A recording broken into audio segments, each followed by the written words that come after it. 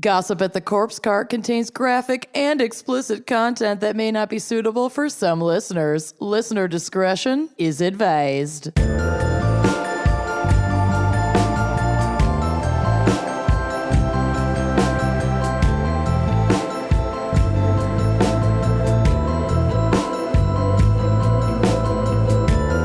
Hello and welcome to Gossip at the Corpse Cart.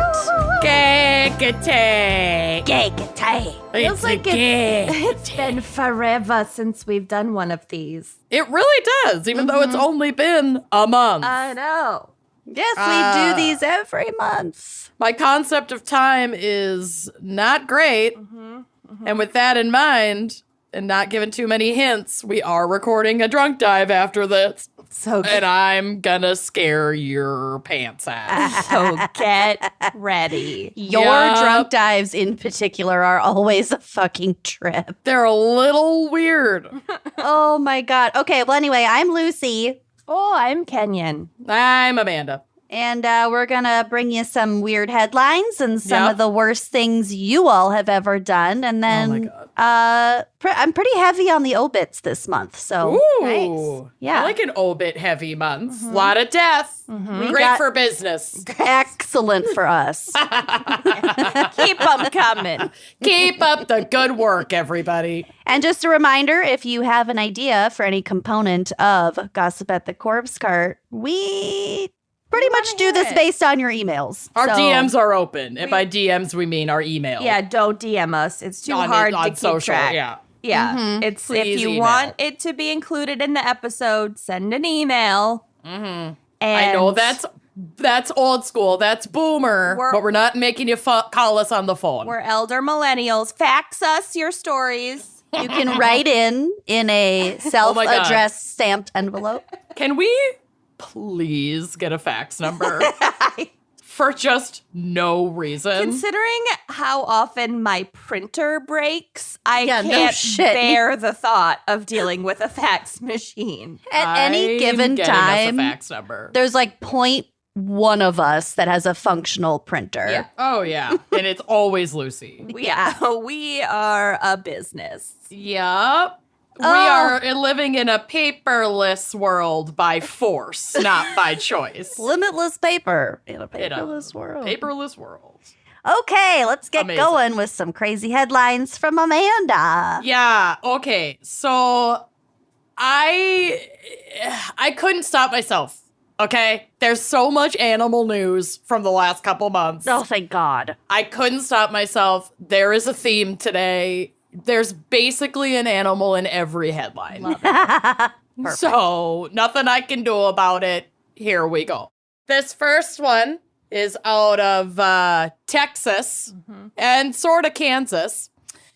This headline reads, Pink Floyd, a flamingo on the lam from a Kansas zoo since 2005. Okay, Wha- at that point, that flamingo is just free. No, he's on the lam.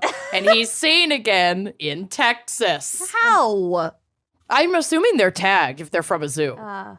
Okay. A flamingo that flew away from a Kansas zoo nearly 17 years ago has been on the run ever since and was glimpsed On in the Texas run. earlier this month. On the fly.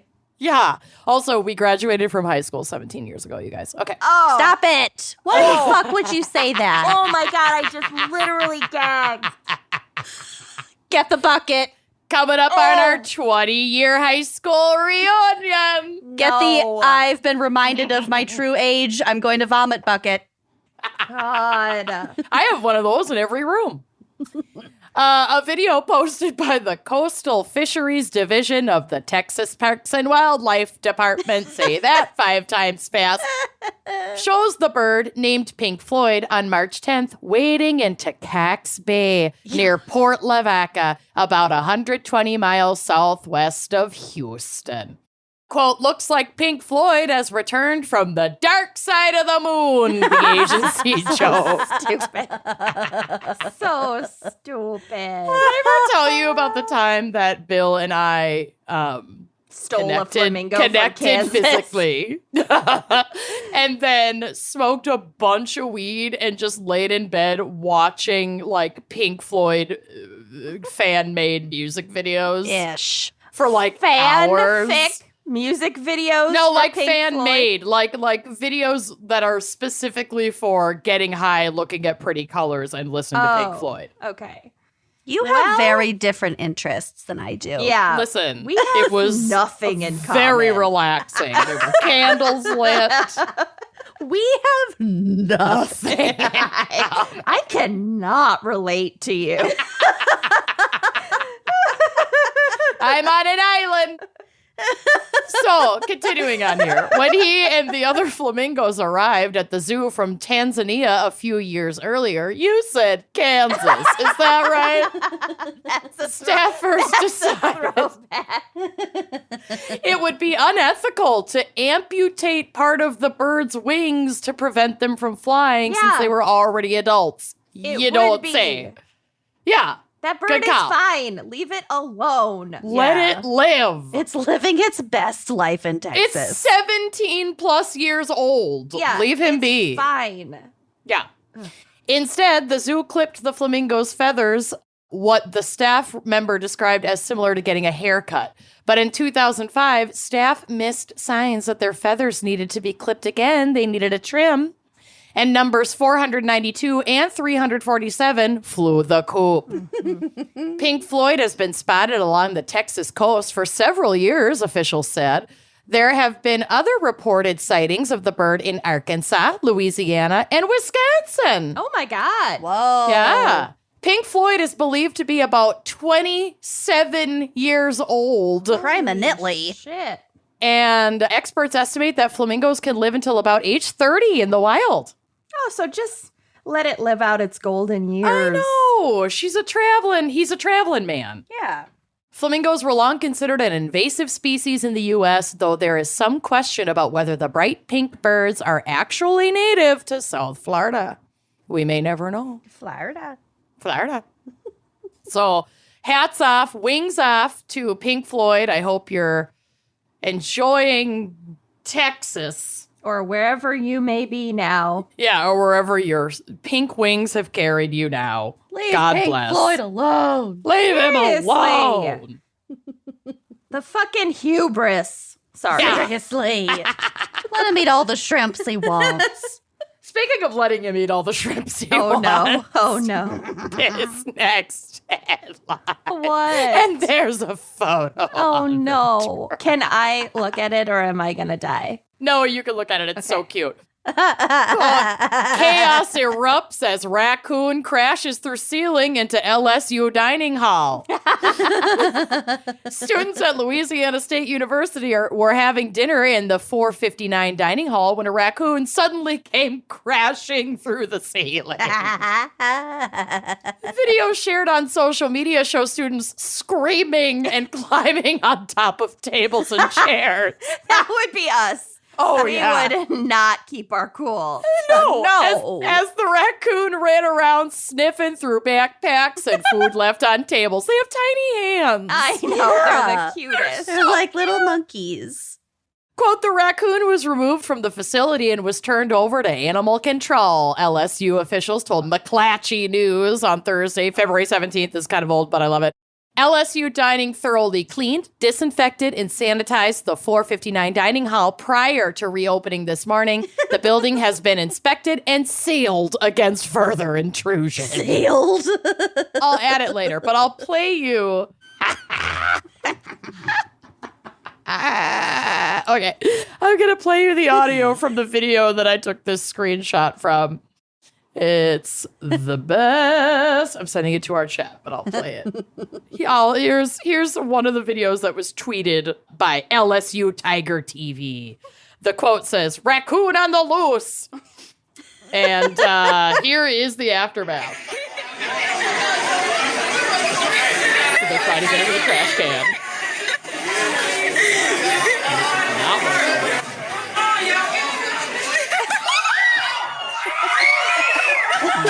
It's scurrying away from the people trying to get into the trash can, and everyone in the room is fucking screaming. Quote, I'm just scared that my book bag has a disease, Danielle Gibson, a student, told LSU Rayville, the university student's newspaper. Right now, it's funny to look back at, but at that moment, I was traumatized. My appetite is definitely gone. Okay. no. Okay, this bitch needs to calm down.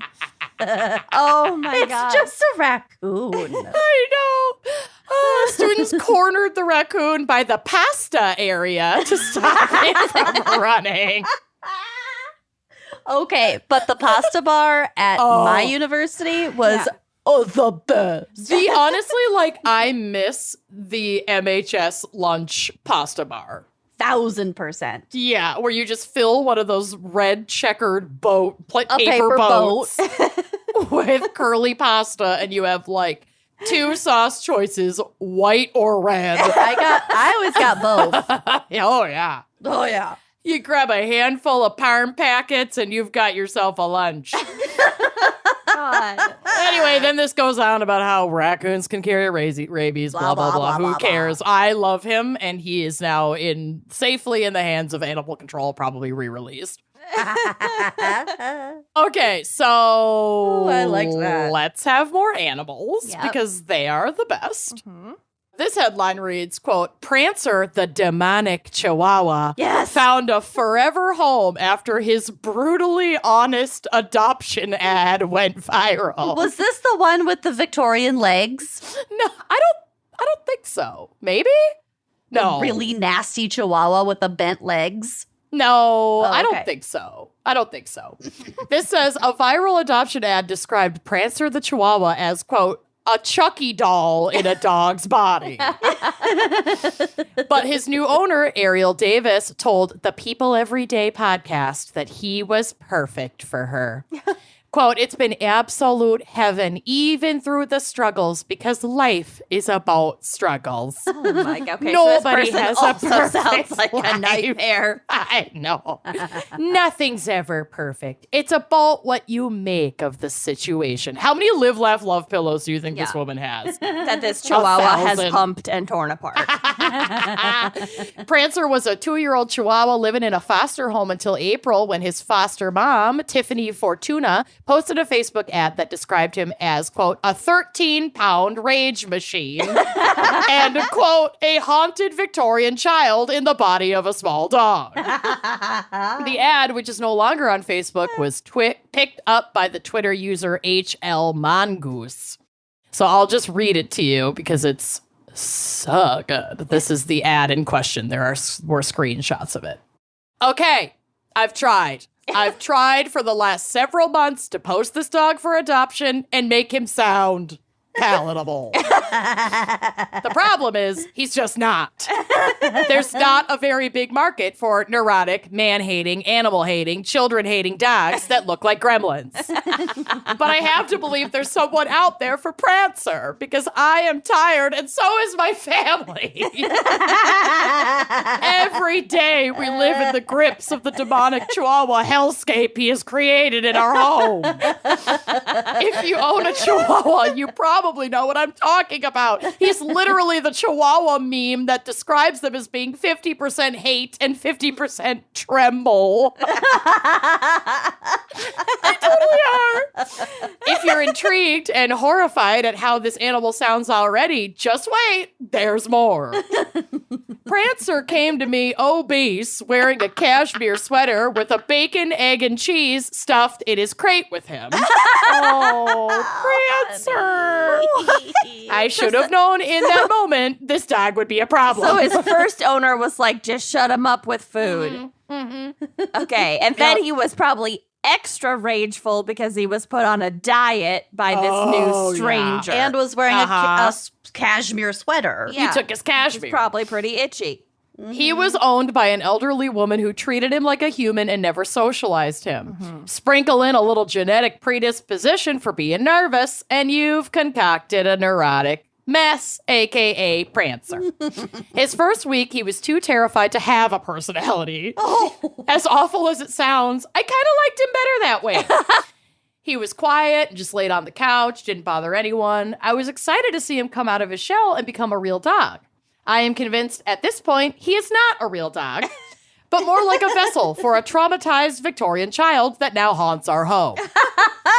Prancer only likes women, no one else. He hates men more than women do, which says a lot. If you have a husband, don't bother applying unless you hate him. Prancer has lived with a man for 6 months and still has not accepted him. He bonds to a woman or women and takes his job of protection seriously. He offers better protection than Capitol Security. Oh, God. That's a good, you're Too not soon. wrong. You're not wrong. This also extends to other animals. Have other dogs, cats, don't apply unless they like being shaken up like a rag doll by a 13-pound rage machine. Oh, no. This may be confusing to people as he currently lives with my other 7 dogs and 12 cats. Oh, God. Animal foster parents are There should be nuts. limits. Yeah. That's because we have somewhat come to an agreement that it's wrong to attack the other animals. But you know that episode of The Office where Michael Scott silently whispers, "I'll kill you" to Toby? That's Prancer having to begrudgingly coexist with everyone when I'm around. We also mentioned no kids for Prancer. I think at this point you can imagine why.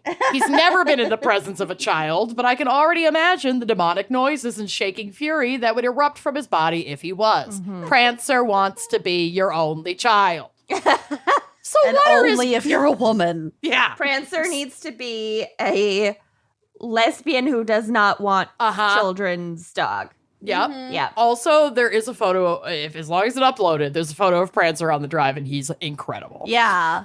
So what are his good traits? He's loyal beyond belief, although to tell you a secret, his complex is really just a facade for his fear. If someone tried to kill you, I can guarantee he would run away screeching. But as far as companionship, you will never be alone again. He likes to go for car rides. He is housebroken. He knows a few basic commands. He is quiet and non-destructive when left alone at home. And even though we call him Baloney Face, he's kind of cute to look at. He also, quote, smiles when he's excited. That, like, scary dog smile where they just show all their teeth. Yeah.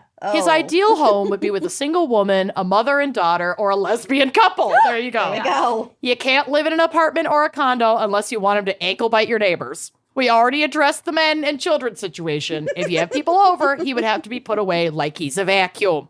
I know finding someone who wants a Chucky doll in a dog's body is hard, but I have to try. Oh. Do we have any update on Prancer? He has been adopted. Prancer has a home, obviously. And, BuzzFeed caught up with Prancer, the viral nightmare chihuahua.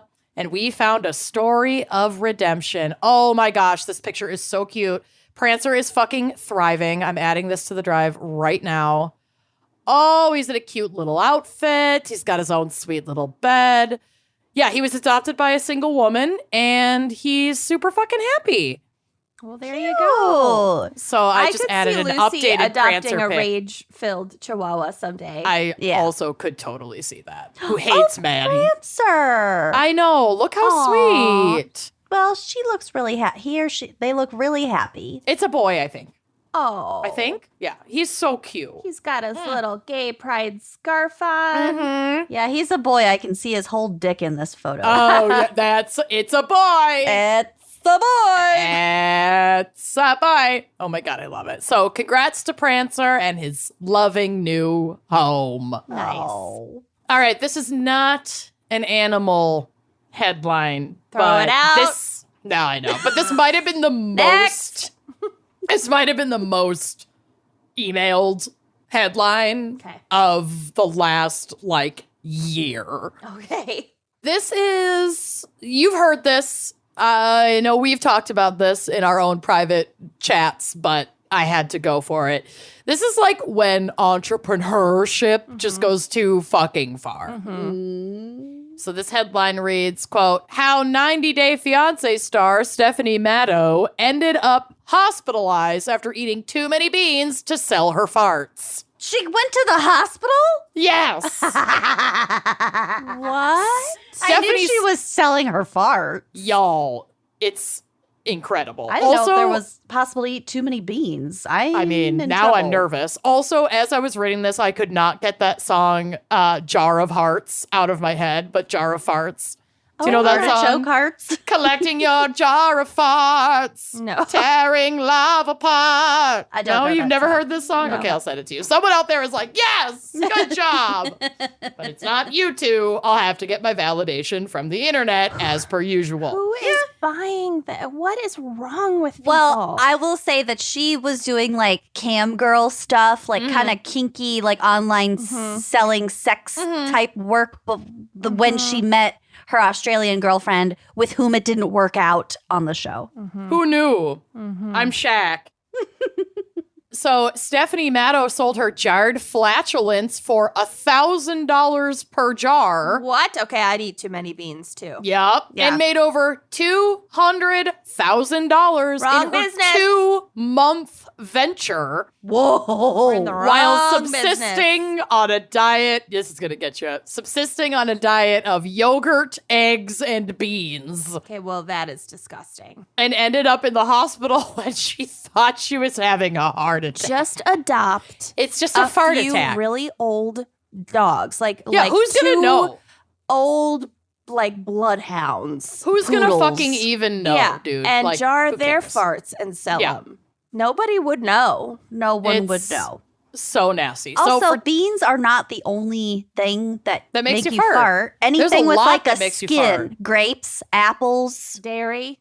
cauliflower. Yeah. I know it doesn't have a wouldn't skin, need but to, cauliflower I and would not broccoli need to make you add fart. a thing to No, my diet. I could make millions in this business if people wanted to buy a jar of my I'm farts set. for $1,000. Just give me the Curry jars and the chicken. postage. All right, my you God. hear that, ship station? Let's go. New business. Here we go.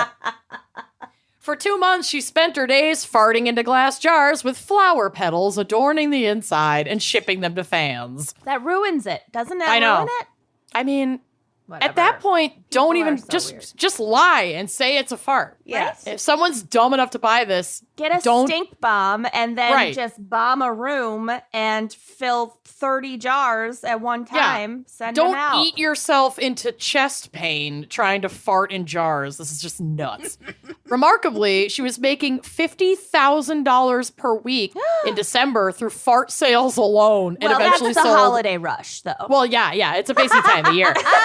Yeah, and eventually sold Holy more than shit. 200 grand worth of farts worldwide through the adult website. All filtered. ULFILTRD. Ulfiterd. I don't know. Cute. But I don't know. There's so much about the How did internet I they don't get know. That domain. Who knew? But yeah, I can't believe that wasn't Snatched it taken. right up. But in January of 2021, she was hospitalized for what she thought was a heart attack, but turned out to be a dangerous buildup of gas inside her body from her flatulence-inducing diet. And now she says her fart-selling days are behind her. Well, we've given you lots of tips to keep it going. Oh, my So God. this goes on to talk about how she got into fart selling. It's kind of barring, but it's basically like she got a fan base on 90 Day Fiancé and blew up on social media. Blew up. And farted up. And then she got a fan request on her new website for a jarred fart for $1,000 and realized there's money to be made here. This is an untapped market. That request was Apparently. probably from Gino of the current season. Fucking He's probably. gross. She began regularly satisfying these requests and offering discounts during the holiday season. Oh, my God. 50% We are off this fart beyond jar. parody. Yep. At one point, she sold 97 jars in 2 days. Oh, There wow. you go, girlfriend. December Get you a 2020, stink bomb. Yeah. In December 2020, she told BuzzFeed, quote, I think my main motivation was money, but No I also shit. thought it'd be hilarious publicity that would get a lot of people's attention. Oh, she got it. Yep. Not wrong. She She got says, it. and it definitely worked. Yeah. My own adult-friendly platform these past few months has made me very aware of the different types of niches and markets that are out there. Yeah. Spoken like a true momtrepreneur. I mean, honestly, at least she's making money. Most don't. Oh my God, here we go. Okay, I'm going to leave you with this. However, she was ultimately accountable for the demand and changed her diet to satisfy it. As she detailed in an Instagram video, she almost exclusively ate beans, eggs, and protein muffins. I can't. One day, she had Yes. 3 protein shakes and a can't. large bowl of black bean soup merely to produce the gas she needed. No. Yum. I Girl, love black then bean that is soup. not for you. I'm dropping a photo on the drive of her in her hospital bed because it's Imagine In her having to hospital bed. explain that to your doctors. as luck would have it, she says, once I put the jars up for sale, they began to sell like hotcakes afterwards. I honestly could not believe the demand. I think a lot of people have this fetish in secret. I began this venture by eating mostly protein muffins, shakes, and hard-boiled egg. That is foul. I'm gonna throw up. Fall. So she had chest pains that resulted in an anxiety attack, all like sparked by gas. So then she like thought she was having a heart attack. That put her into an anxiety attack, and then she went into the hospital and Gas has can retired. be really painful. Oh yeah, I thought I was having a heart attack, and then I burped, and I was like, oh, thank God. It's nuts. So she has retired from fart selling, and we wish her a speedy recovery and a diversification of her diet. And portfolio. I don't know. Okay. I like it. I know. I got a couple more here. This next one I just could not believe wasn't a Minnesota headline, but maybe it has happened here. Who knows? This reads, Texas man beat roommate with a stick over argument about what mosquitoes look like. Google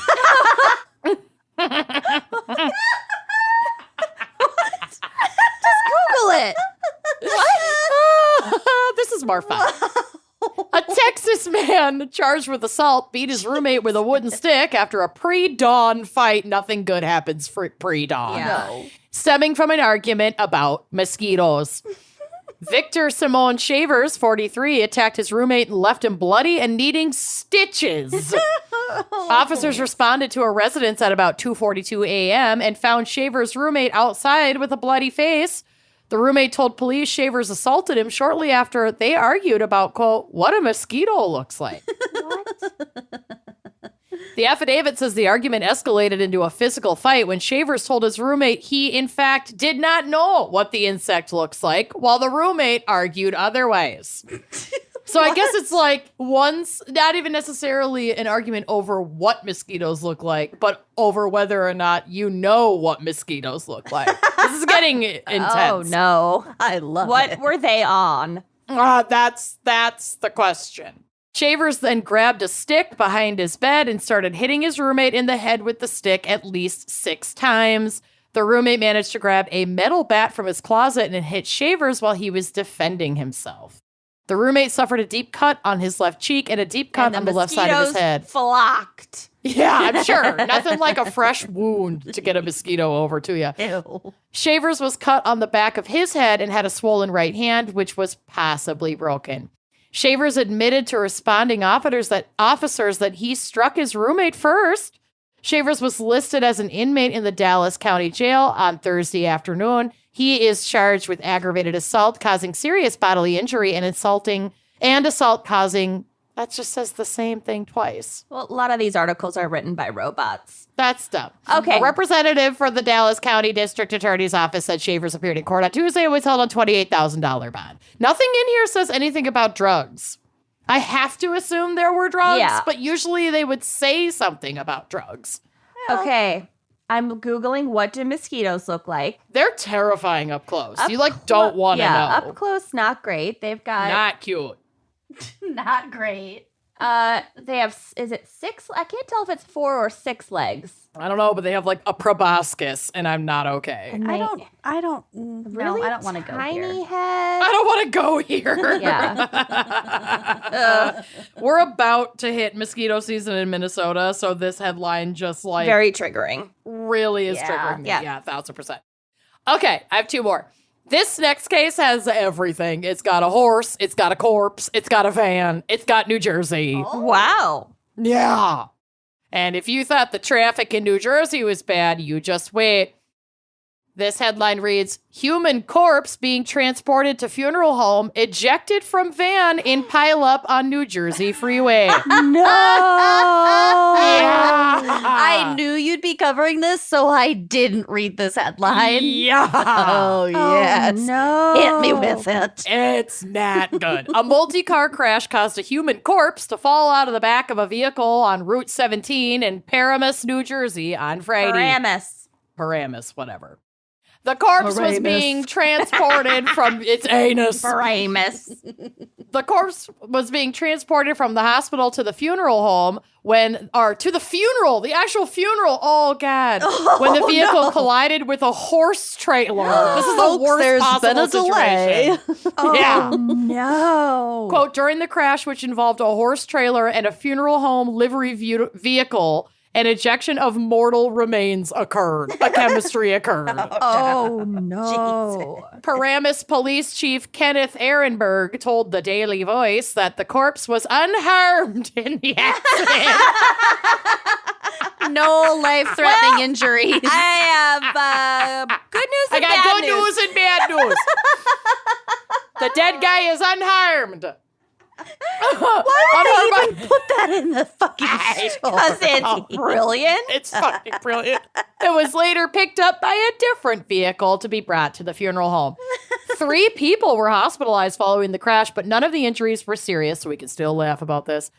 While the horse from the trailer escaped uninjured. Right. The horse's handler allowed the animal to eat grass on the side of the road following the collision. I have uploaded like a little Twitter collage of this accident, Thank and God. it's complete chaos. There's like a camper on a truck. Well, that's probably the horse trailer. Horse on the side of the road. It's a fucking wild accident. Like this van is mangled. I actually kind of can't believe the corpse was unharmed.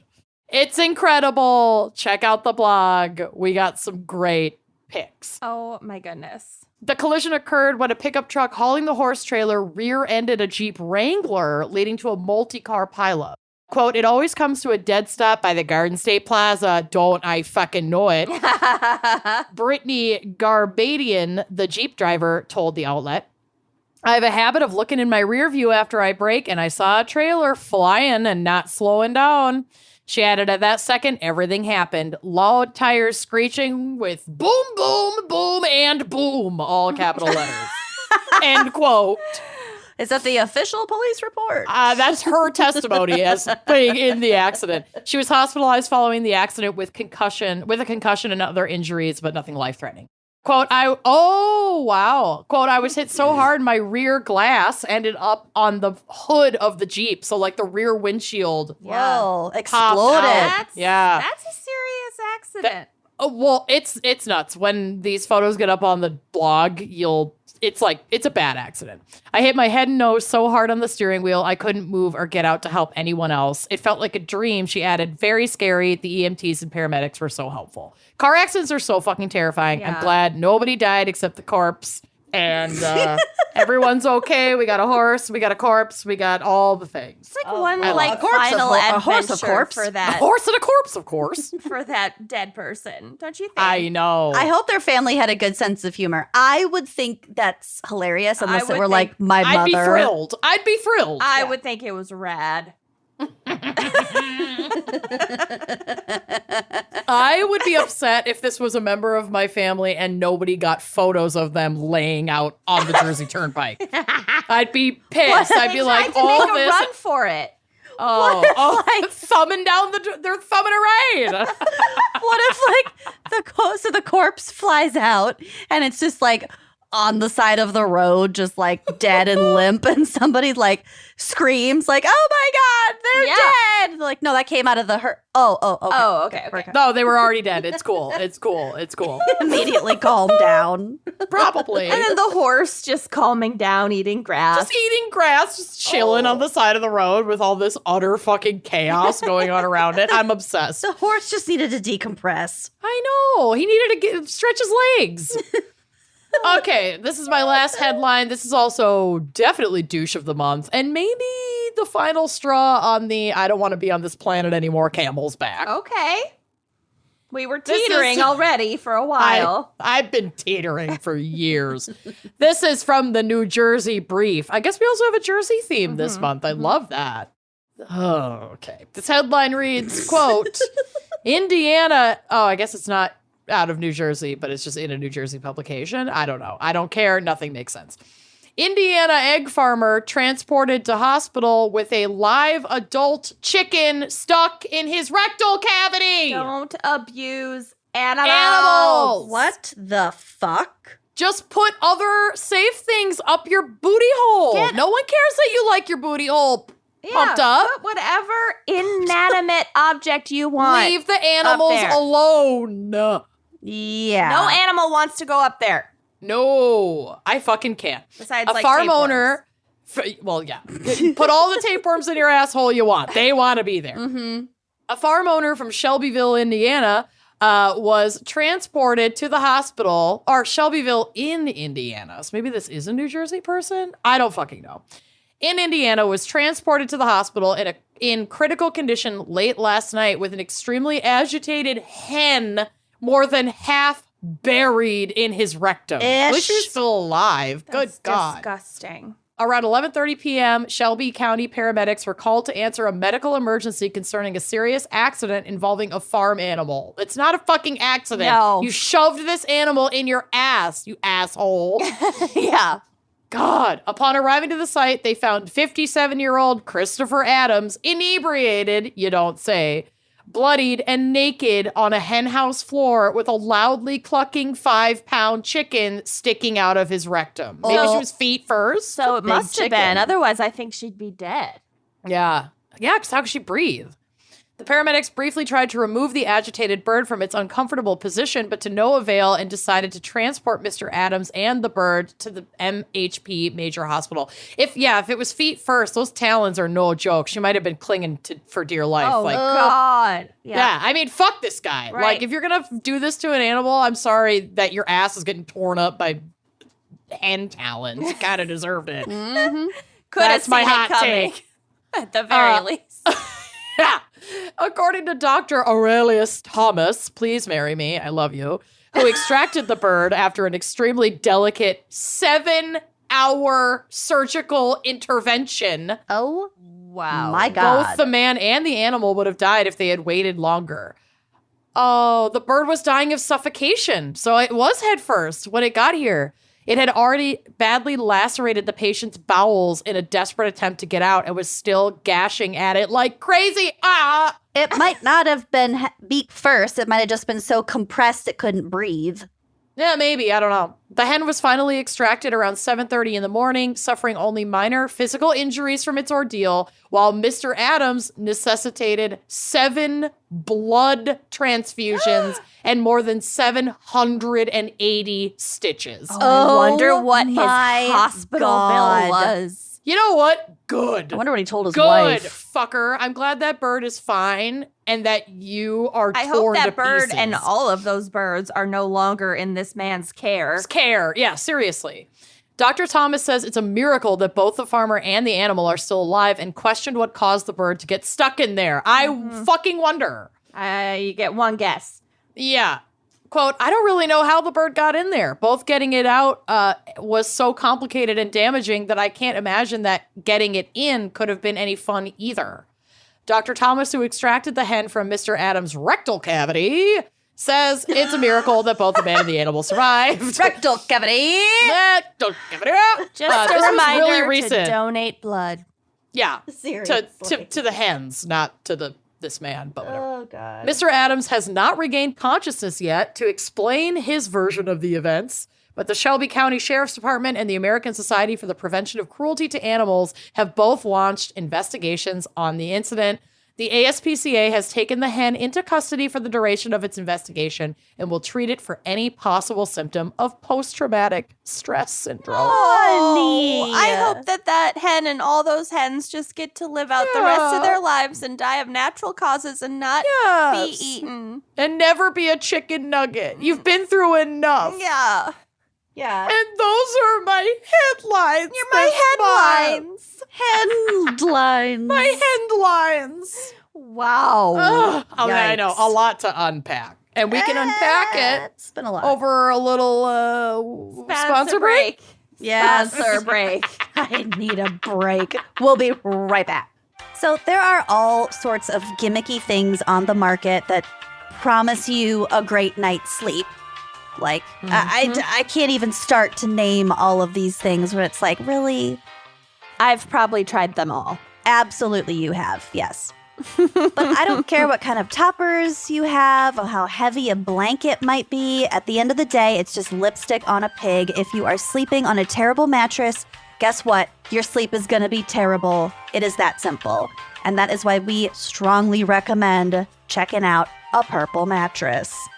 Yeah, the mattress is foundational to a good night's sleep. Literally. And Purple mattresses are the best, hands down, on the market. And that is because only Purple mattresses have the Gel Flex Grid. It is a super stretchy, ultra squishy material that adapts and flexes around pressure points and doesn't retain heat.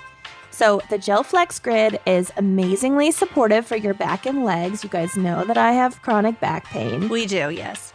And it also cushions your shoulders, neck, hips. I got curvy hips. And no matter how you sleep, I'm a thrasher. You are a wild sleeper. I sleep side to side. On my stomach. I'm all over the place. Starfish. Yeah, everything.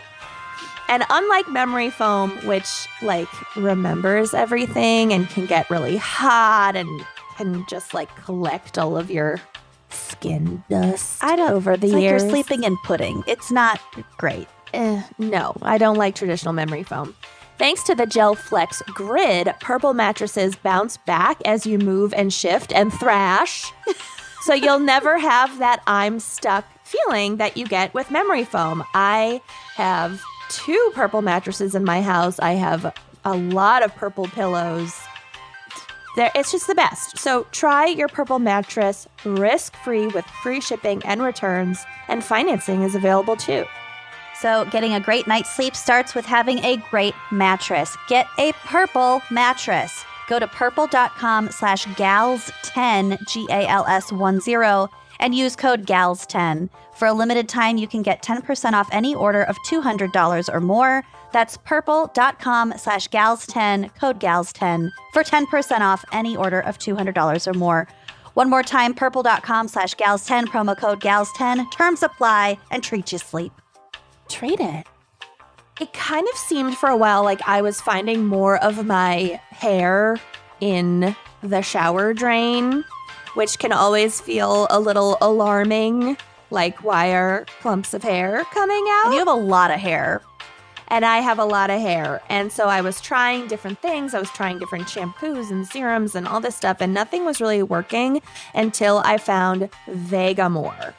So now, after using it for several months, my hair is looking even thicker and fuller than usual. It looks amazing.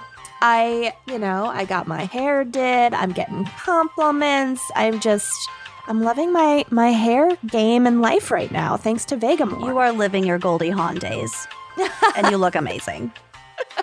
Vegamore is a transformative 100% vegan formula and takes a clean, holistic approach to hair health that leverages smart botanicals, clinically proven to promote visibly thicker, fuller, longer-looking hair.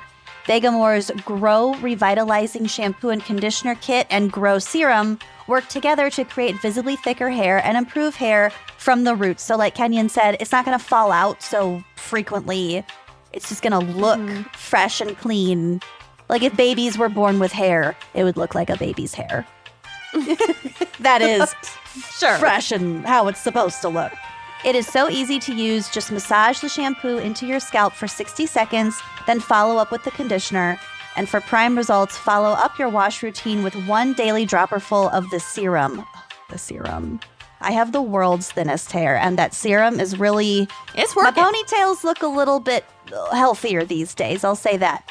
So you apply this to your scalp, you massage it in, and you're done. It's just that fast, it's just that easy. And Vegamore products are an essential part of my daily hair care routine and also my makeup routine because I use their lash and their brow serum also. Because it helps wherever you grow hair and you want more of it, which include my brows and my lashes. Gen Z babies, I don't care what the trend is now. Do not overpluck your brows. You'll be sorry. We're sticking with the luscious, thick brows, okay? Yes, 2001 affected my face pretty much permanently, so I'm trying to go back in time here. All Vegamore products are 100% vegan and cruelty-free and never contain parabens or hormones. Vegamore has something for everyone looking to improve their hair health. They help give you back healthy, beautiful-looking hair without harmful chemicals. And best of all, Vegamore has a 90-day money-back guarantee. And even better, 91% of customers say they saw visibly thicker hair with Vegamore in just 3 months of use. And my own personal bonus, it smells really good. It does, and the packaging is really nice. So give Vegamore a try, risk-free for 90 days. You're going to love them as much as we do. Go to vegamore.com/gals, G-A-L-S, and use that code GALS to save 20% on your first order. That's vegamore.com/gals. Use code GALS to save 20% at vegamore.com/gals and treat your hair. Trade it. Are we ready for some coven confessions? Always. Yes. It's my favorite thing. I don't know if we have we might have a theme. I think the theme... We'll find one. I think the theme is overly complicated. Oh, God. like all these people got into trouble because they did too much. Maybe. The theme is calm down. Always take off one accessory before leaving the house, people. Okay, we're just going to get right into it. Quote, "The worst thing I've ever done is the most complex scheme I've ever pulled successfully because it's honestly not something that I regret. But it was hella complex and definitely a scheme." I love the no regrets confessions. They're the best. When I was in middle school, I had a friend named Jessica, which is a common enough name, so I feel like I can just call her Jessica for this. Yeah, that works. The summer between 6th and 7th grade, so when we were 12, she started having sex with a gross neighbor who was 17. I don't like anything about this. That's not good. That's not good. Which, okay, that's maybe not legally pedophilia, but it is, though. I mean, it's statute. Nah. Oh, I guess he's under 18. It depends on the That's state. too much. Depends on the state, because 12 is real young. real young. So it might be so young that any age partner would be. Anyway, whatever. It's fucking, we all agree it's gross Yeah. and not okay. So I was really disturbed by hearing about this, which I did say in detail, like daily, and nothing I said about how he was obviously a huge creepy loser if he couldn't find girls his own age dissuaded her. So I went on a mission to save my friend from this creep, but I couldn't just tattle because she would tell everyone that I was a tattler. First of all, if you're worried about being called a tattler, you are definitely Too not young old to enough have sex. Yeah. It's like, Way too young. wow. Well, she wasn't having I sex. know, but you know what I right. mean. Yeah. It's just She's a in the age sign bracket. of how young they are. Yep. And I already kind of had a tattly reputation. So I decided to... Nork. This is me. Yeah, you're the Kenyan. So I decided to forge documentation about an STI from a fictional doctor and mail it to her parents. Okay, well, that's brilliant. I love this. It goes Terrible and brilliant. way more in depth, and also the entire time I want you to imagine a 12-year-old doing this. I went onto the web 1.0 internet and downloaded a watermark. Capital T, the web. I used my CD-ROM, downloaded a watermark image from a doctor's office a few towns over, popped it into Paint, and created stationery from the office of Dr. McNulty. Listen, this is brilliant. Yeah. This is brilliant. This kid's going places.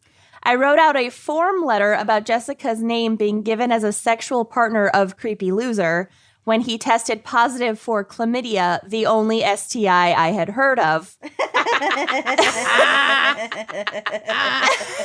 That's a good one.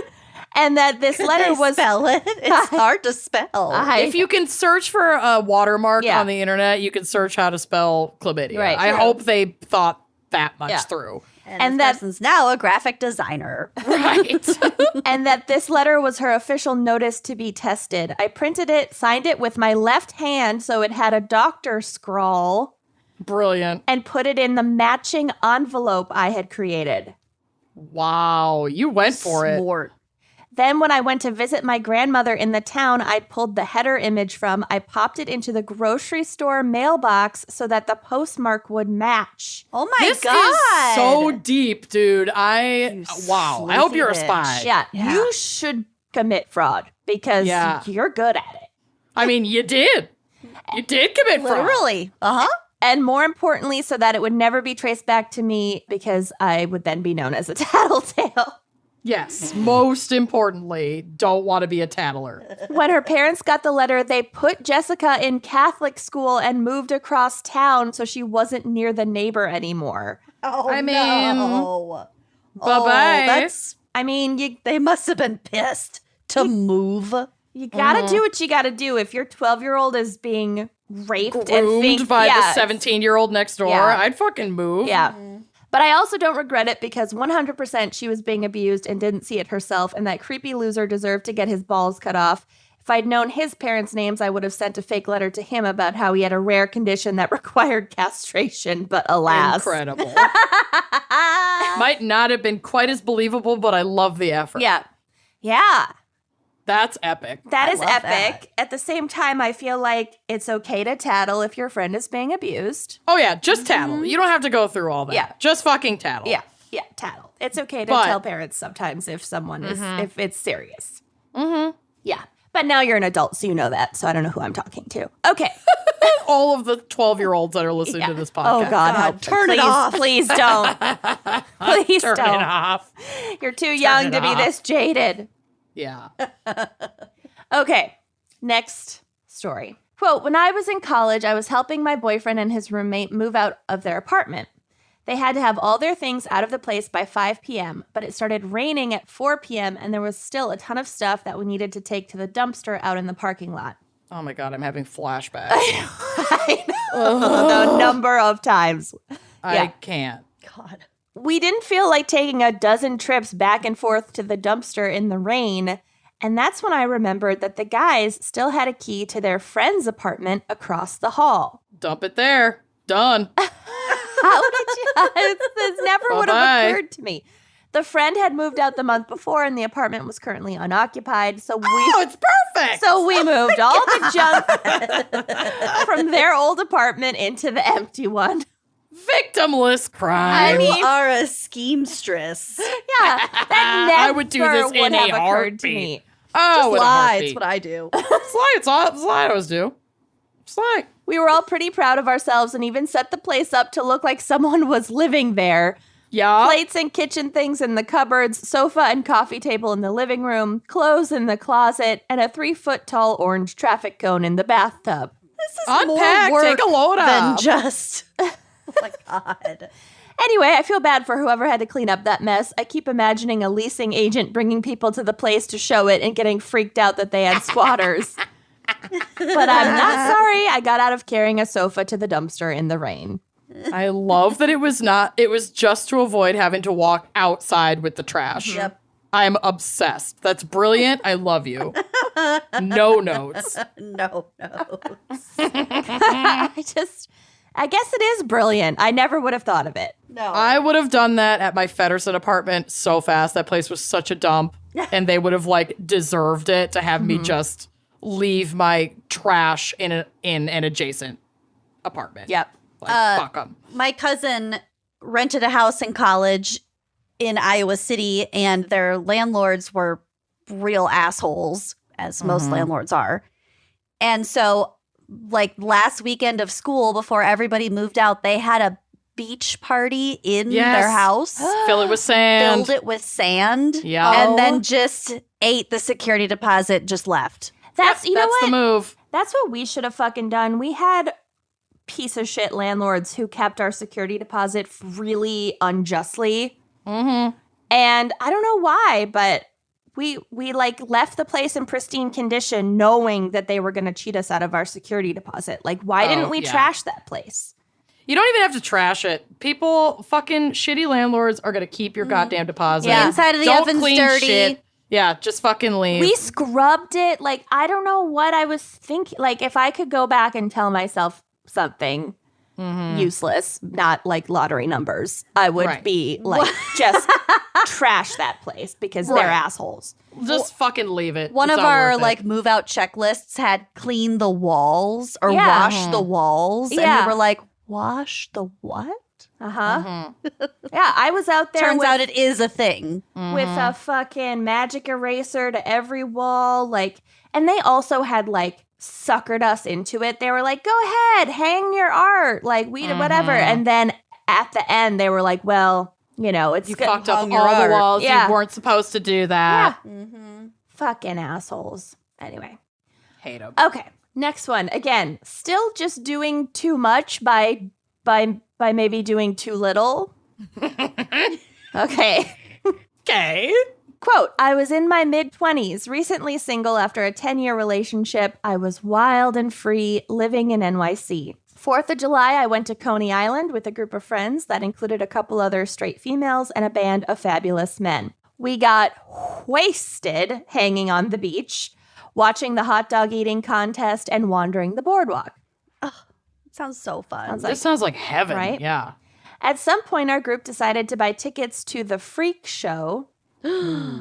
Don't remember making that decision, but attached is photographic proof, Oh, God. which I am not sharing. Oh my God. We ended up sitting all the way in the back row.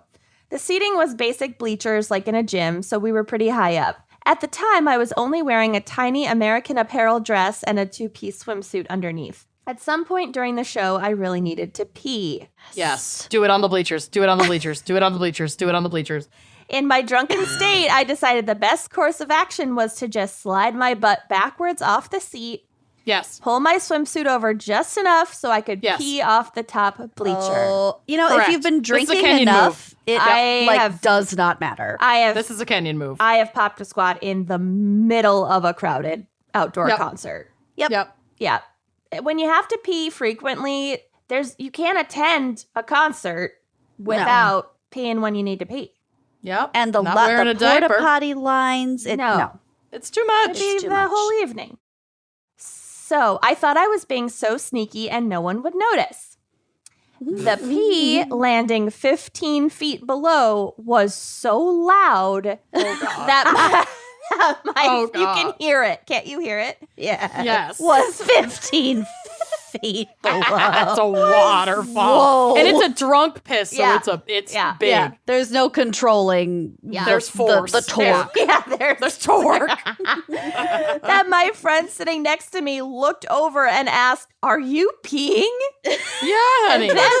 Yeah, honey. And then he looked down through the cracks to see a stream directly from me to the ground Yeah. and steam coming up. No, the steam. No. Oh, The no. The steam is the best part. I can't with the steam. Just coming out of her skirt. Like from the ground. Yeah, no, I know. Oh my God. I simply said nope and fixed my swimsuit and straightened back up. Sure not. I don't know what you're What a talking about. ridiculous Just lie. That's what I question. always do. Nope. What are you, crazy? No, I'm not peeing off the bleachers.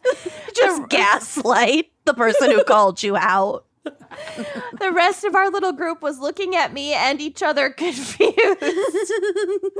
I continued without skipping a beat to pretend nothing had happened. We didn't. Yeah, I don't know what you think you saw, but you didn't. You're just drunk. Yeah, what are you, drunk? This tent just already smelled like piss. Yeah. Honestly, I'm shocked anyone noticed. We didn't talk about it again after that, and luckily no one that worked there noticed. The worst part is that even though we were sitting on the bleachers, we were definitely inside a building. I was picturing it was like a tent over dirt.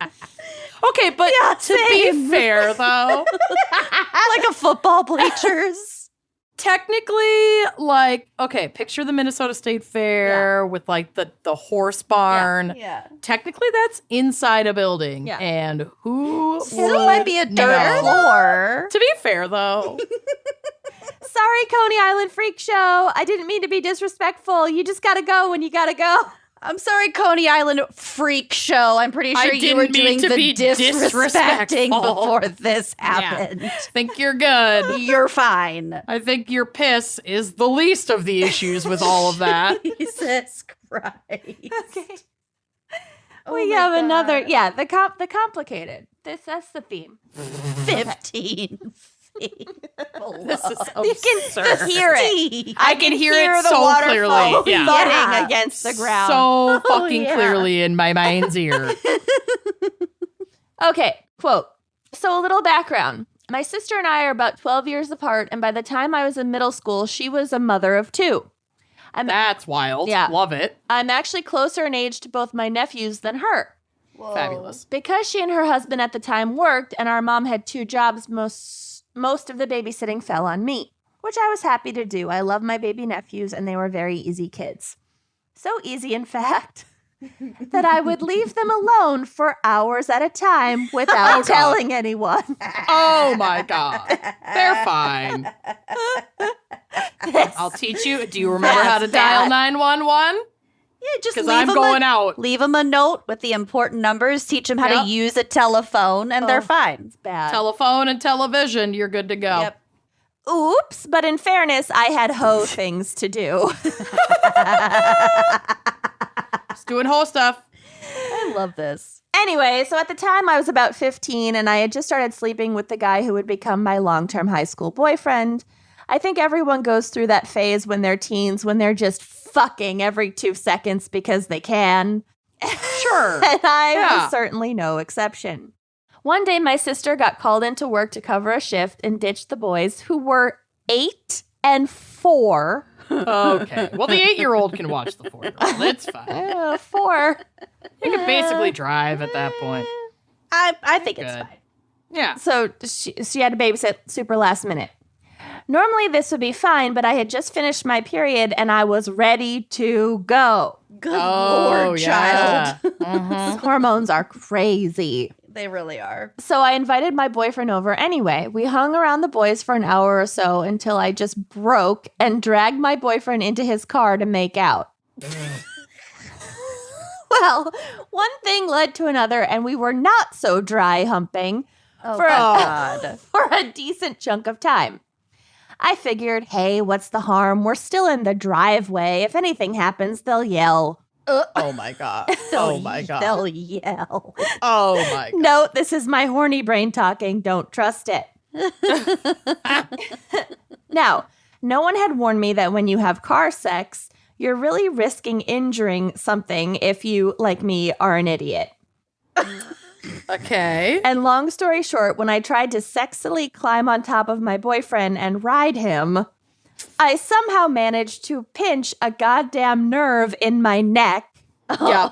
This sounds about right. Yeah, I feel like I've done this very move. Car sex is the worst. Yeah, there's a reason you stop doing it after 15. Unless it's like an SUV with a roomy folding down back A seat Dodge Caravan. into That the trunk. doesn't even yeah. count as car sex. Right. Then Yeah. that's, it's That basically is camping. luxury sex. Yeah. Yeah. They say, I think I did this by dramatically swinging my head back. God. I have no idea, but I'm sure I thought I was being sexy. You can is have like- car sex. It's just never cute. No. It's not cute. No. This sounds like me hurting myself, like desperate. checking my blind spot while driving. Like, I can't take these risks anymore. Sneeze too hard and I've like slipped a disc. Yep. It's over. I am a huge baby with pain, so I wailed like an idiot until my boyfriend very sweetly pulled me off him, tucked me Ew. into the passenger seat, and took me to Walgreens down the road for some Tylenol and one of Baby Tylenol. one of those sticky patches with the heat treatment. Oh my Meanwhile, the 8 and God. 4-year-old are just alone in the house. I cannot. We couldn't have been gone more than 10 minutes when I noticed my sister's car was in our driveway. Oh no. Oh, no. So I'm in massive amounts of pain and I know my sister is going to hand my ass to me. Uh-huh. So I immediately burst into tears. My boyfriend held my hand and my sister, who watched us pull up and was furious, came to the car. When she got closer and noticed the patch around my neck and my wailing, she just kind of stared at us like what? I couldn't even form coherent sentences, so this is where my Probably boyfriend for the best. stepped in and became the king of first boyfriends. Oh Oh my God. Just lie. He pulled this bullshit story out of his ass about us getting sideswiped when we were going to pick up lunch for everyone and how I got the brunt of the accident. My sister is a total mama bird, and because his car was so beat up, she bought it without question. That was going to be my next question. Incredible. It was just already a piece of shit. She didn't even think twice. I think that's one of my favorite parts. The rest of the night, my entire family doted on me, telling me Oh, how yeah. much they loved me and how Glad you're alive. and how they were so glad I was all right. My mom left work early and picked up my favorite super pricey Chinese food. Yes. Yes. That is the win right Yep. there. My sister brought me a bunch of her DVDs so I could relax in bed and recover. Oh, honey. Wow. Worst of all, Oh, God. worst of all, my sweet baby nephews made me a card that said, among other things, I'm glad you're still alive.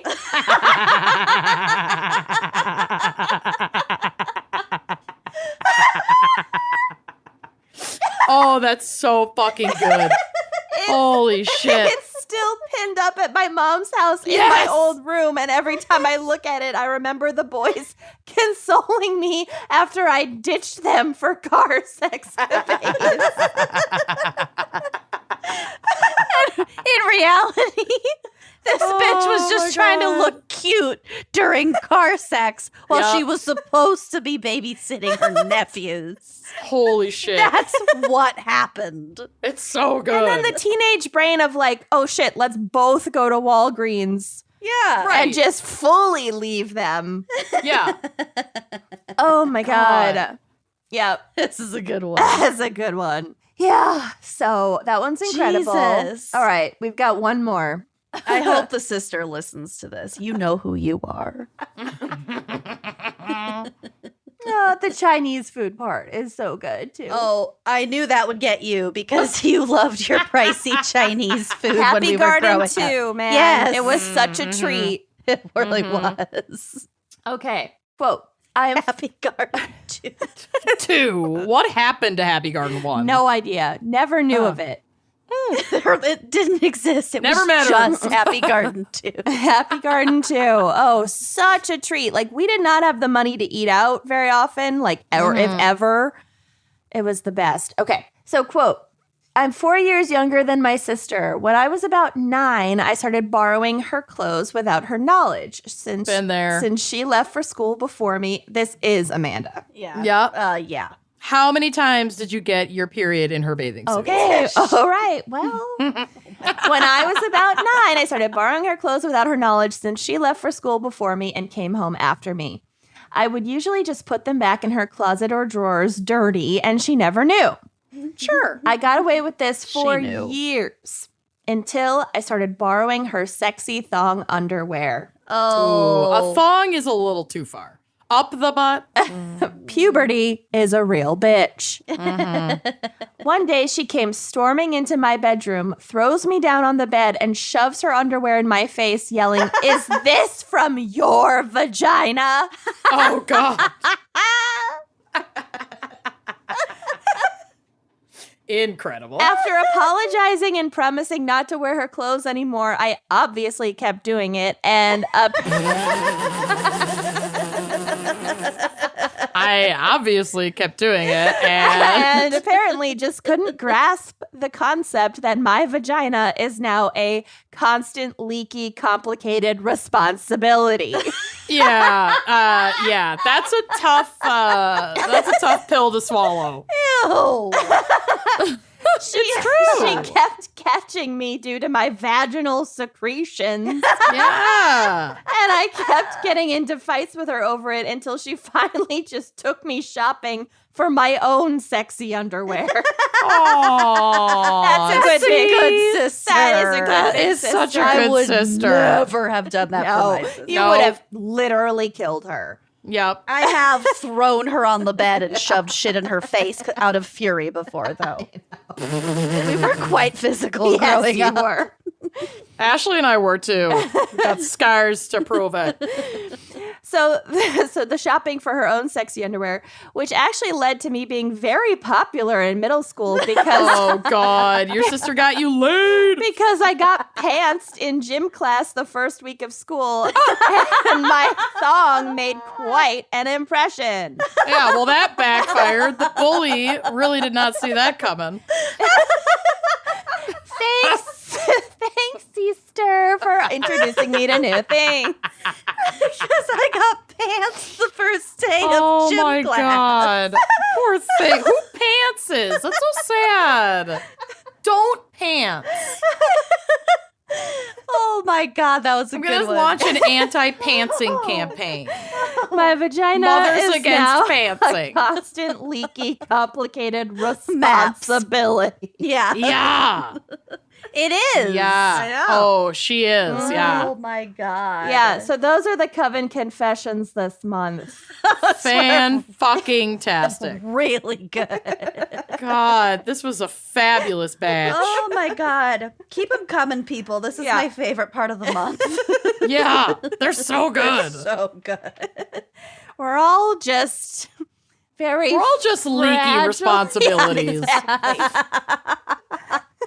You're also one pantsing away from being either the most popular girl at school Or the most least. bullied girl Yeah, at school. exactly. Yeah.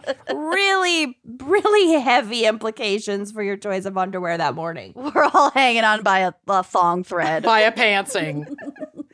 Oh my God. So yeah. Send us your Coven confessions Oh to the my email. God. So good. All right. Let's hear another quick word from our sponsors. Let's daw. All right. Are we ready for Coroner Corner? Yes. Maybe. It's mostly opiates. I'm hoping I don't have to walk away with a new fear. I would not trust Lucy to not God give you a damn new it. fear. I have no idea what's coming, but I do know Lucy.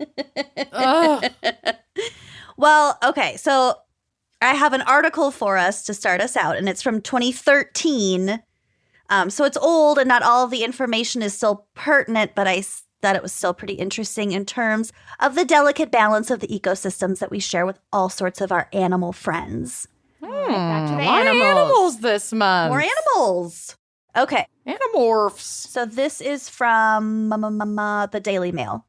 A flock of vultures devoured the body of a woman just minutes after she fell to her death while hiking in the Pyrenees Mountains in France. Okay, but she Minutes? was dead. Mm-hmm. Okay. Well, Jeez. presumably. Then I'm okay. The woman, age 52, had been hiking with two friends when she fell about 1,000 feet Don't hike. down the side of a steep mountain. Oh, God. That is a long fucking fall. Police believe she died from injuries sustained during the fall. No shit. Yeah, you don't say. Okay, that said, vultures are known to be able to sniff out the gaseous chemicals emanating from a dead body more than a mile away. Emanating from a jar of farts. Yeah, did they even have time to emanate if it was just minutes after she died?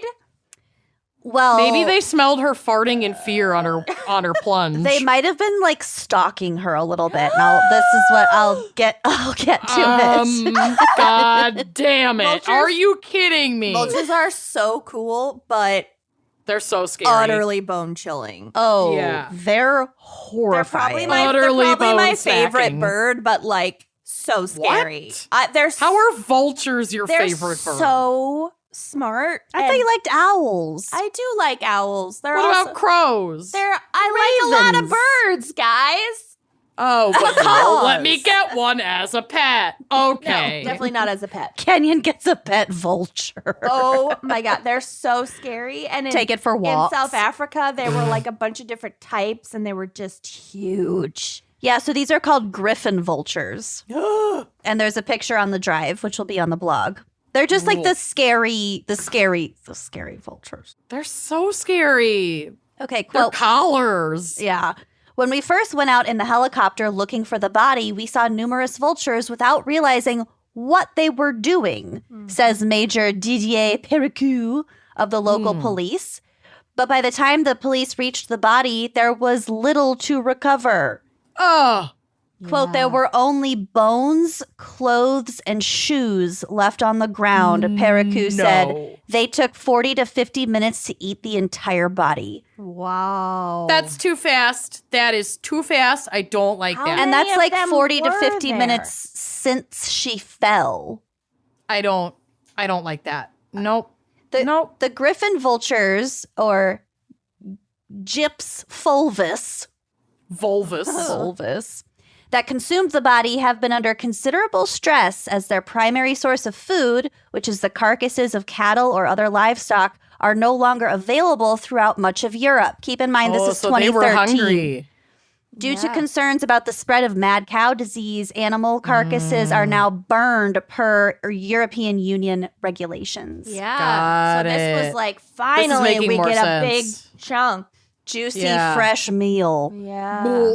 As a result, They fucking went ham. As a result, the scavengers are reportedly becoming increasingly aggressive, and some farmers claim vultures are now attacking live animals. Don't like that. Let's stay the course with only eat what's dead. Send that memo to Yeah. the vultures. Stay the course. Attention, vultures. Stay the course. Stay the course. CC other carnivorous birds. See. Somebody tell the hyenas. Yeah. Update- BCC, the farmers. Yeah. Worldwide, populations of vultures are under increasing stress. In parts of Asia, vultures have largely disappeared because farmers often use the anti-inflammatory drug diclofenac. Yep. Diclofenac on their I livestock. got some of that in the cupboard. I do. Wait. Diplo. Actually? Diplomaniac. Yeah, it's Wow. just like ibuprofen, I think. Well, it's fatal to vultures. I think. I've been taking it for years. You are an insane person. I think it's ibuprofen, kinda. I'm still kicking. Takes the I edge don't know. off. Takes the edge off. Yeah, it's just Edge of what? What are you trying to take Reality. off? Oh. yeah. It's a non-steroidal Existence. anti-inflammatory medication. It's the over harsh the reality counter. of my existence. Of life, yeah. The responsibility of her leaking vagina. Yeah. I can't take this burden anymore. Oh my God. Okay, so the farmers feed their cattle this drug, and the drug is fatal to vultures. So after many, So are they using the drug to treat mad cow or like prevent mad cow? Why were they giving them the cows the drug in it the just first says it's an anti-inflammatory. place? Okay. So I don't know. Could be anything. They could have a headache. How do you know if a cow? Okay. After many years of population declines, however, some vulture populations have started to rebound as diclofenac has been banned, Kenyon. What? It's been banned. For animals. Maybe for cows. Yeah. Not for humans. Not in It's like, South I'm still Africa. using it. Good thing I'm stocked I got up. a guy. Yeah. I got a diclofenac guy. I'll go find it in my drawer and take a picture of my diclofenac. Okay. I can't believe you have Check the mad cow expiration medicine. date. Yeah. It's Oh, whatever. It's fine. Do you have ivermectin in there too? For all the things that you and your mother get so much anxiety about, I can't believe You have mad cow disease pills. Medicine. It's literally just ibuprofen. Whatever, it's fine. Why not just take ibuprofen? Because they don't have it in South Africa. So I took what I could get. You're here now. You're Well, safe I brought now. it all back with me. You should have seen the pharmacy I brought back with me. I went to Yeah. my doctor in South Africa and I was like, look, You had America it shipped in me a shipping everything. container I was over like, the America ocean. is expensive as fuck. The healthcare system is fucked. And he was like, say no more. And he wrote me a prescription for like a year's worth of like Of everything everything. he had prescribed me in the last 5 years. Say no more, my fam. God.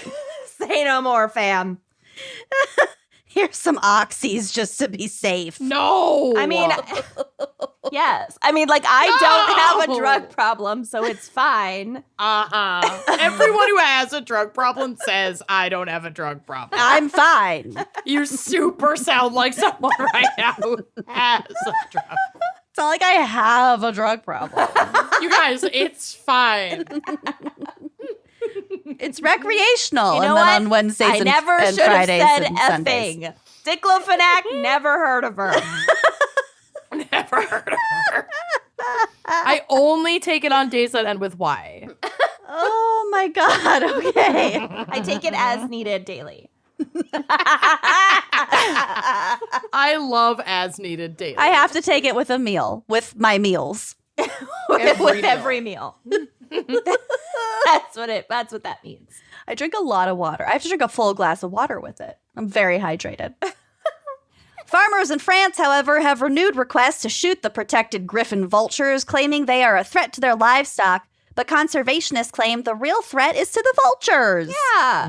Quote, we are seeing 3-figure vulture flocks over Belgium and Holland. These birds are fanning out across Europe in search of food, says Fangirling out. Graham Madge of the Royal Society for the Protection of Birds. Grand Madge? Graham. Oh, Graham. Okay. Grand Madge. This is amazing. Yeah, the vultures were there first. Farmers. Honestly, leave the vultures alone. And frankly, they got an excellent meal. If that had been a loved one of mine to plummet to their death off of a steep cliff, Well, I'm pretty whatever, sure. have them. What am I going to do I'm with pretty it? sure that is how. Okay, so there's a there's a type of religion. There's a Zoroastrian tradition of disposing of dead bodies by exposing them to scavenger birds. There's Like a sky burial. yeah. Yeah. They do that in like Tibet and Yeah, Right? The Parsi community, they have like towers where they put corpses, and then the oh my god, this article also mentions diclofenac. Amazing. do you feel super validated? Amazing. My So God. yeah, so the vultures can get at the corpses, but then sometimes it's a problem because sometimes they'll like fly off with a piece and then drop it, and it's like located and then near it grows, homes. and then you get a new human weed You that's get a growing in your leg yard. tree. Yeah. Yeah, hmm big problem. Big And if problem. people have been taking diclofenac, it's not good for the vultures. So you gotta place your death towers in an appropriate spot. It's all about city planning. This is giving me midsummer vibes, and I love it. Okay, moving on Please. to my first obituary. So this is from my friend Ben, and it is actually an obituary for a house. Oh, that's kind of sweet. Yeah, it starts off strong. It gets a little boring by the end. I'm just going to warn you right now. It's also, I'm reading this straight from a picture of an old newspaper, so it is a little bit difficult to read. Okay. Okay, this is from the Dayton Daily News from Dayton, Ohio, from April 29th, 1963, which was a Monday. And the title is Old Driggs Home Torn to Pieces Oh. By Don Shelby. I was just gonna say. by George Gilbert. The huge old dowager, reformed and resolute now, went to her reward this morning in the rain. A bulldozer tugging hard on her cupola.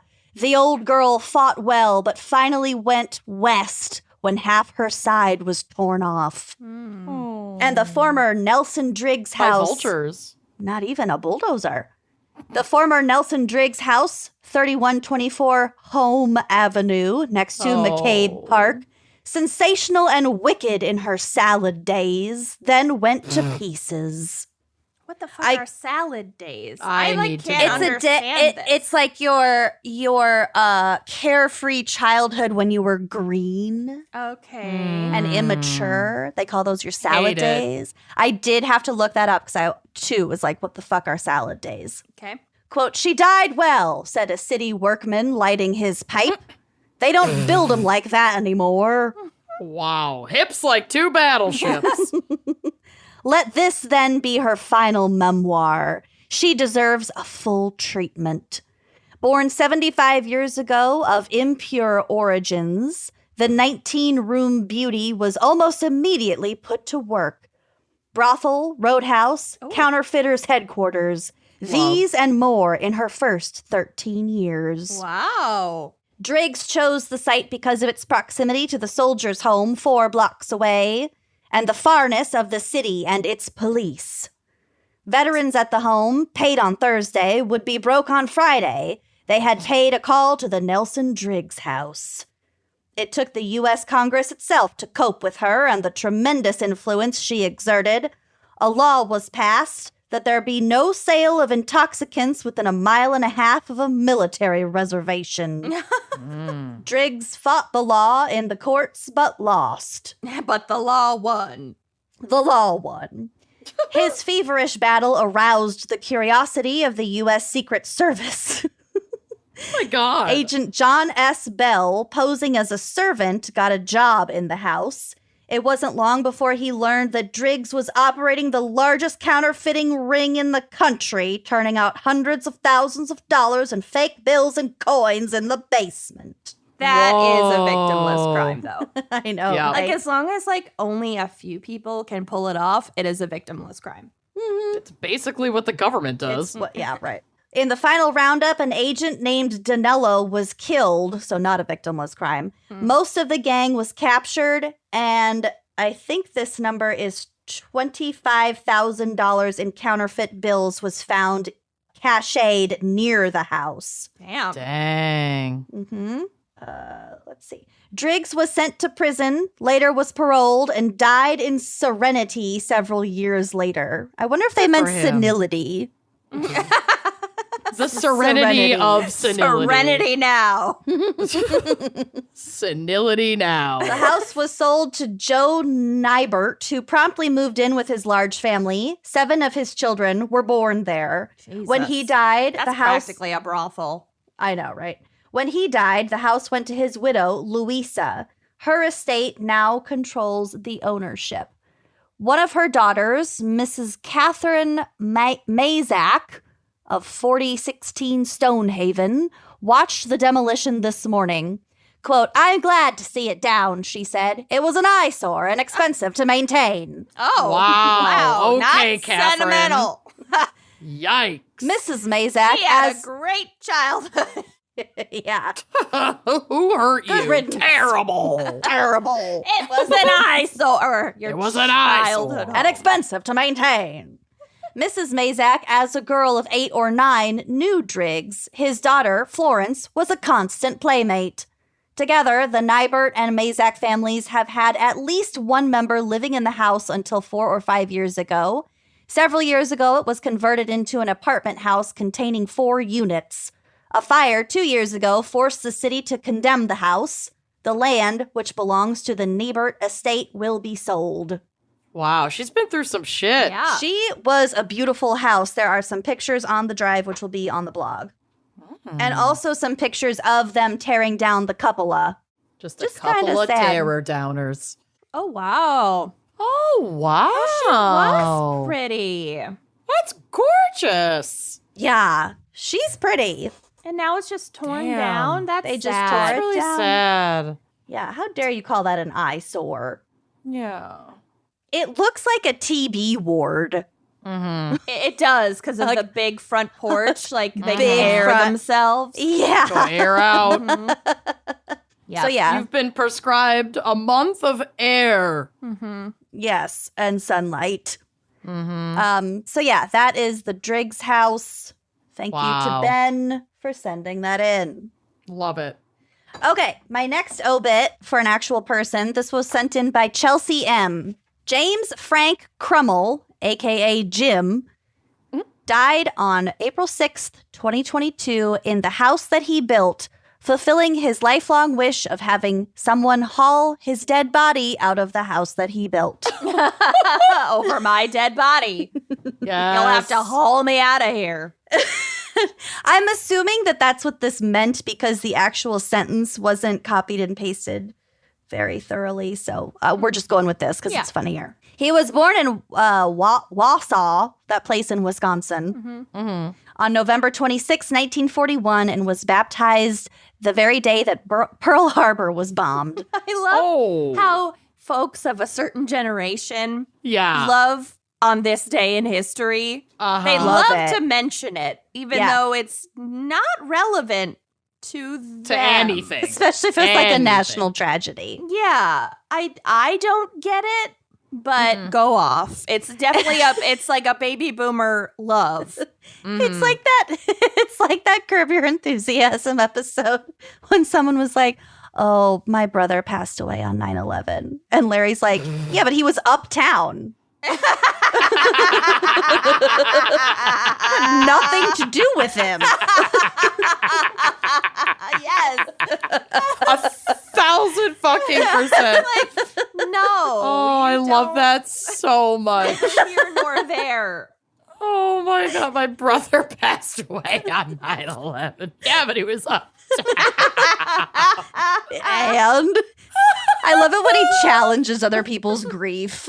It's so good. Too I good. fucking love that show so much. Okay, back to this obit. He was married to the woman who put up with his curmudgeonly personality, who, according to him, quote, didn't sweat much for a fat woman Oh my for God. 42 no. years. I don't know how Funny. I'm supposed to feel about Jim. Well, I think I hate Jim. Does Jim redeem himself? Yeah. Jim does Jim get Right better? now, really. he's from Wisconsin. Wants He's to fat shaming his appropriate wife. Pearl Harbor. Harper. And yeah, fat shaming his wife. So he does wear novelty t-shirts in the vein of, I don't need Google, my wife knows everything. Oh no. Okay. Very specific type of person. Yeah. all right. All There's right. Pictures on the I track. think I know God. everything I need to know. Need to know about Jim. So gonna keep going.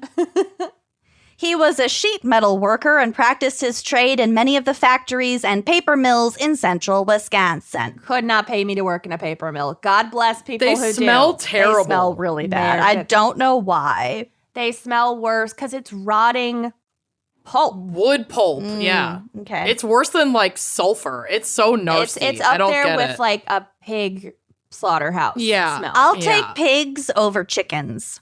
yeah.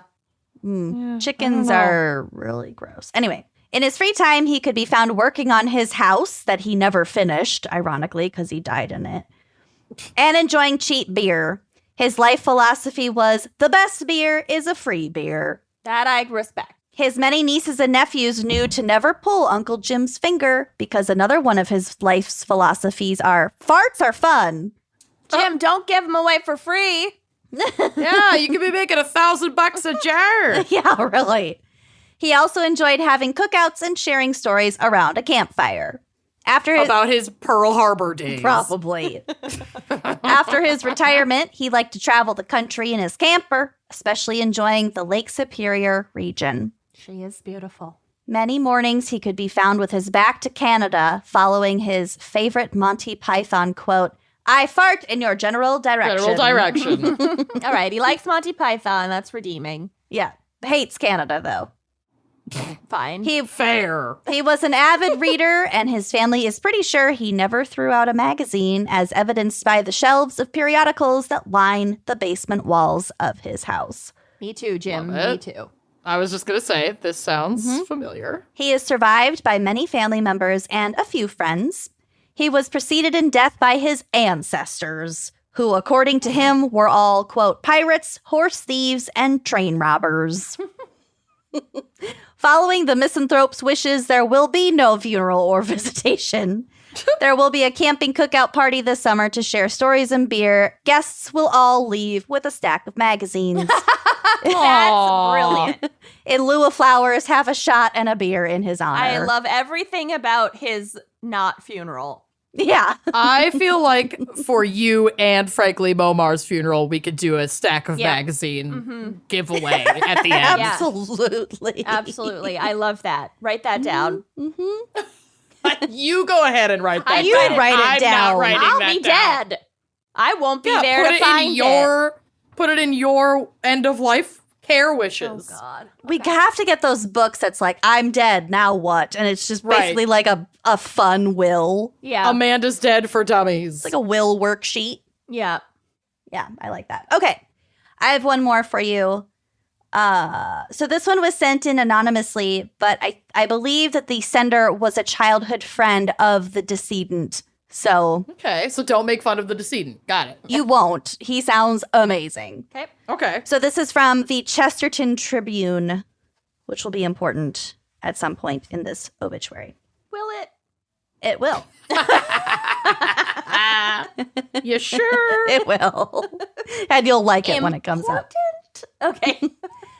Cole Lewis Murray, aged 38, of Chesterton, Indiana, passed away on February 20th, 2022. So young.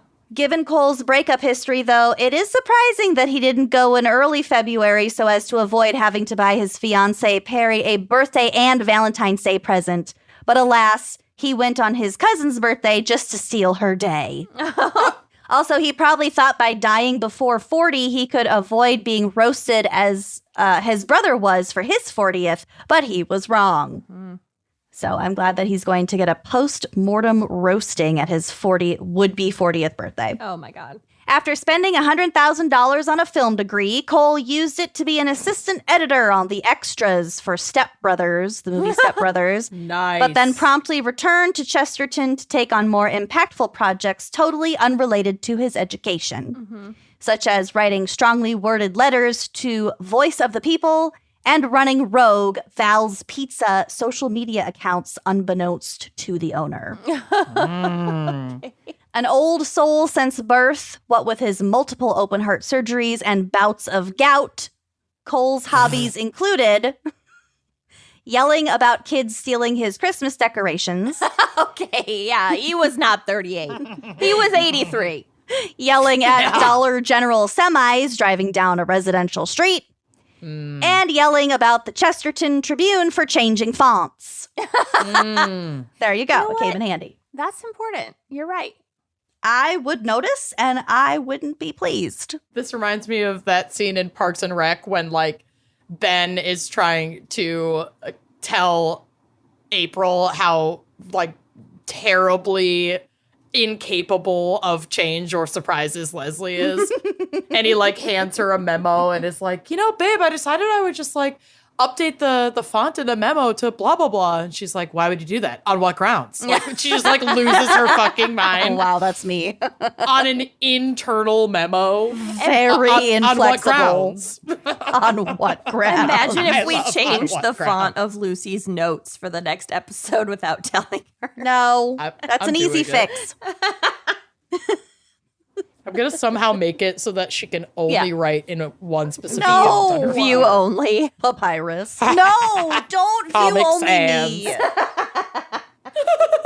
I would be really upset. Don't view only me.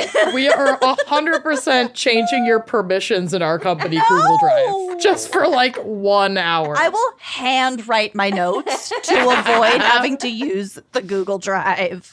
I get it. Okay, back to this obit. Cole will be remembered for creating a video scavenger hunt that lasted 12 hours, No. including such challenges as getting a tattoo Driving around naked for 20 minutes, eating 2 whole pies, trading shirts with a stranger, the hopeless attempt to drink a gallon of milk in an hour, to which Cole said that could kill ya. it came up cold and almost as refreshing. Ew, ew, Ew, ew, ew, whoa. ew, ew. I was with him until milk. Absolutely fucking not. You know he was just kidding. I don't know that. He also enjoyed devising food challenges to determine the pecking order for various foods. Such challenges included a frozen pizza cook-off in which 21 frozen pizzas were all made at the same time and judged against each other. That's a service to the community. Oh, we'll get to his commitment to his community, actually. He also had a birthday wing crawl that spanned 12 hours, 3 counties, and numerous locations. I don't know why this man had gout. I can't imagine it. I'm shocked. The winners were Connie's and Franklin House, respectively. He also had a 32-year-long feud with John Stamos, of which Ooh. John Stamos was completely unaware. Unaware, yeah. Cole will also be remembered for having his first 3 cars all be old police cars and driving them all as if he were in hot pursuit. Love it. He was also here you go, Kenyon. He was also a fierce advocate for science, education, and humanitarian causes, choosing to be a campaign manager for his friend Rodney to help advance those goals. And to show his love of local things, Cole collapsed and tried to die on 219 Day, which I can only assume was their area code. Okay. And he collapsed on February 19th. Okay. All right. Loyalty to his community. Okay. Cole is survived by his parents, Jim and Carrie Murray, to whom he lied about how he received every injury so they wouldn't know that their multiple open heart surgery child was doing such activities as playing tackle football. He tripped on a decorative boulder.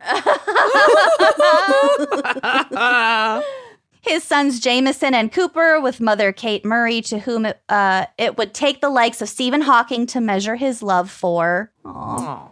His equally tall brother Kevin. his fiance Perry Gebert, whom he picked up at Val's one day, sliding a sugar packet in front of her and telling her she dropped her name tag. Oh, sugar. That was his pickup line for his fiance. Yeah. Oh my God, I wouldn't get it. I'd be like, what? Wait, what? Also, his nieces and nephew, Conley, Lennox, and Warner, his maternal grandmother, and Jeopardy watching partner, Dina Lewis, and by his beloved aunts, uncles, cousins, bonus brothers, and friends who may as well have been family. He was preceded in death by his maternal grandfather, Harry Lewis, paternal grandparents, Bonsall and Eleanor Murray. Wow. And himself on Bonsall. several occasions. What? Because of his open heart 'cause of- surgery. Oh, I was like, wait. I was deeply confused. But of all the times he This one died, stuck. this one was the worst. Oh, honey. A party will be held on May 28th at the Hawthorne Park Community Center from 4 to 10 p.m., probably to celebrate him, but a party nonetheless. Mm-hmm. Oh. Oh, wow. Well, he had a R.I.P. full Cole. life considering He really how did. young he was. Yeah. And So those real. decorative boulders will get you. They'll fucking get ya. Careful now. I mean, they're never in a spot they should be. They're never in a natural location. Well done. So that's my coroner's corner. Wow. Well R.I.P., done. sweet angel. Yeah. So yeah, like we've said, if you see some good obits or some creepy news headlines, especially with decomposition, you know me. Yep. Just send it my way. Yep. You know what I'm into. You know what I like. All right. Well, we love you all. We'll talk to you next month. See you later. Bye-bye. Thanks for listening to Wine and Crime. Our cover art is by Kala Yip. Music by Phil Young and Corey Wendell. Editing by Jonathan Camp. Check out our website and blog at wineandcrimepodcast.com. You can also follow us on Facebook, Twitter, and Instagram at Wine and Crime Pod. If you have questions, answers, or recommendations to share, email us at wineandcrimepodcast@gmail.com. Episodes are available on Apple Podcasts, Stitcher, Google Play, basically wherever you get your favorite podcasts. And if you like the show, please rate, review, and subscribe on Apple Podcasts. It is the best way to spread the word. If you'd like to show your support, visit our Patreon page to keep this podcast and the wine flowing. Cheers!